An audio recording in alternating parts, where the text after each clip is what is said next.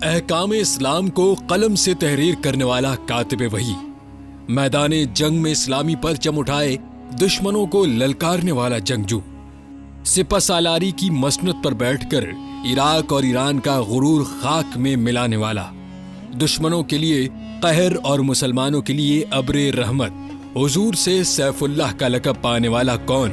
مضبوط چاق و چوبند جسم، دراز قد، سرخ و سفید روشن چہرہ، چوڑا اور کشادہ سینہ، چمکتی عقابی آنکھیں، شہ سواری، نیزہ بازی، تیر اندازی اور شمشیر زنی کا جادوگر، جنگی حکمت عملی اور سیاسی چالوں کا ماہر، جرنیل رسول اور کاتب وحی۔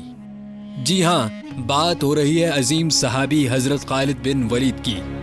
آپ قبیلہ بنو مخدوم کے سردار اور قریش کے بااثر رئیس ولید بن مغیرہ کے گھر پیدا ہوئے۔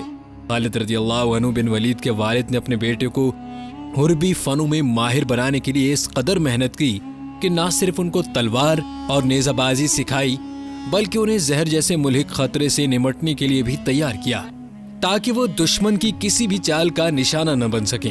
12ویں صدی کے ایک مورخ ابن عسکر نے لکھا ہے کہ خالد بن ولید رضی اللہ عنہ نے ایک مرتبہ ایک جنگ کے دوران دشمن کو زیر کرنے کے لیے ان کے سامنے زہر پی لیا تھا تاکہ دشمن لڑنے سے پہلے ہی ان کی دہشت کے ہاتھوں شکست کھا جائے، لیکن اللہ کے حکم سے خالد بن ولید کو کچھ بھی نہ ہوا۔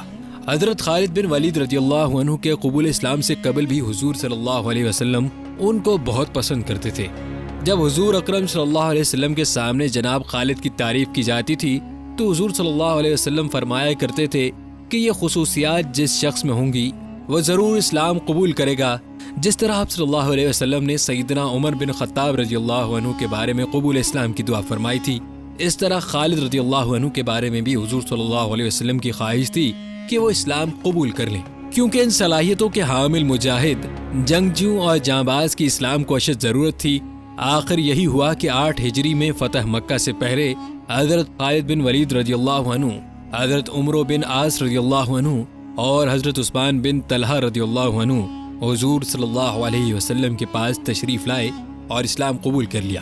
تب حضور صلی اللہ علیہ وسلم نے بہت خوشی کے ساتھ فرمایا کہ اے لوگوں، مکہ نے اپنے جگر گوشے تمہارے دامن میں ڈال دیے ہیں۔ صحیح بخاری میں جنگ موتا کے بارے میں ایک حدیث ہے جس جنگ میں حضرت خالد بن ولید نے بطور سپاہی پہلی دفعہ شرکت کی۔ اس جنگ کے بارے میں ایک اہم بات یہ ہے کہ جب حضرت زید بن حارثہ رضی اللہ عنہ نے اس لشکر کی قیادت کی تو حضور صلی اللہ علیہ وسلم نے پہلے ہی بشارت دے دی تھی کہ اگر زید رضی اللہ عنہ شہید ہو جائیں تو جعفر رضی اللہ عنہ علم سنبھالیں گے، اور اگر جعفر رضی اللہ عنہ بھی شہید ہو جائیں تو پھر عبداللہ بن رواحہ رضی اللہ عنہ ان کی جگہ پرچم اٹھا لیں، اور اگر وہ بھی شہید ہو جائیں تو پھر مسلمان جس کو چاہیں اپنا امیر منتخب کر لیں۔ اور پھر میدان جنگ میں اسی طرح ہوا۔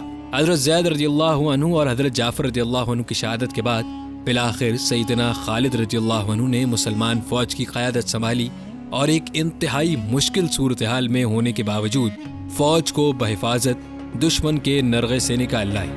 حضرت خالد بن ولید رضی اللہ عنہ کہتے ہیں کہ اس جنگ میں مجھ سے 9 تلواریں ٹوٹی۔ یہی وہ جنگ تھی جس میں آپ کی قائدانہ صلاحیتیں کھل کر سامنے آئیں اور آپ نے سیف اللہ کا لقب پایا۔ آج ہمیں نصابی کتابوں میں سکندر اعظم، چنگیز خان، تیمور لنگ اور شیر شاہ سوری کی فتوحات کو پڑھایا جاتا ہے، لیکن اگر ہم خالد بن ولید کی جنگی فتوحات کو دیکھیں تو یہ تمام لوگ ان کے سامنے پانی بھرتے نظر آئیں گے۔ اس وقت کی سپر پاورز روم اور ایران کو گھٹنے ٹیکنے پر مجبور کرنے والے خالد بن ولید تھے۔ رومیوں کی 2 لاکھ کی فوج کو اپنی جنگی مہارت اور منصوبہ بندی سے شکست دی۔ ان کے ساتھ رہنے والے صحابہ روایت کرتے ہیں کہ عراق میں کوئی بھی جمعہ ایسا نہیں پڑھا جس سے پہلے ہم ایک شہر فتح کر چکے ہوں، یعنی ہر 2 جمعوں کے درمیانی دنوں میں ایک شہر ضرور فتح ہوتا تھا۔ آپ اتنے ماہر سپہ سالار تھے کہ ایک موقع پر مسلمانوں میں یہ خیال پایا جانے لگا کہ یہ فتوحات ان کی وجہ سے ممکن ہو رہی ہیں، جس پر آپ کو کچھ عرصے کے لیے خلیفہ حضرت عمر نے معزول کر دیا تھا تاکہ لوگوں کا عقیدہ درست ہو کہ فتوحات رب تعالیٰ کی دین ہے۔ بعد میں آپ نے حضرت خالد بن ولید رضی اللہ عنہ کو دوبارہ یہ منصب دے دیا۔ اللہ کی یہ تلوار جس نے 2 عظیم سلطنتوں روم اور ایران کے چراغ بجھائے، وفات کے وقت ان کے پاس کچھ بھی نہ تھا۔ آپ رضی اللہ عنہ نے جو کچھ بھی کمایا وہ اللہ کی راہ میں خرچ کر دیا۔ ساری زندگی میدان جنگ میں گزار دی، لیکن موت کا وقت بستر میں حمص کے شہر میں آیا۔ शहादत की तमन्ना के बावजूद शहादत न मिलना, इस चीज को उलमा कराम को यूं बयान करते हैं कि आपको मैदान जंग में इसलिए कोई न गिरा सका कि आपका लक़ब सैफुल्लाह था। भला खुदा की तलवार को भी कोई हरा सकता था। लाखों करोड़ों रहमतें हों उस अजीम सिपहसालार पर। नाज़रीन, उम्मीद है आपको ये वीडियो पसंद आई होगी। वीडियो को लाइक करें और नए आने वाले दोस्तों से गुजारिश है कि चैनल को सब्सक्राइब कर लें ताकि ऐसी वीडियोस आप तक पहुंचती रहें। मिलते हैं जल्द नई वीडियो के साथ, तब तक के लिए अल्लाह हाफिज।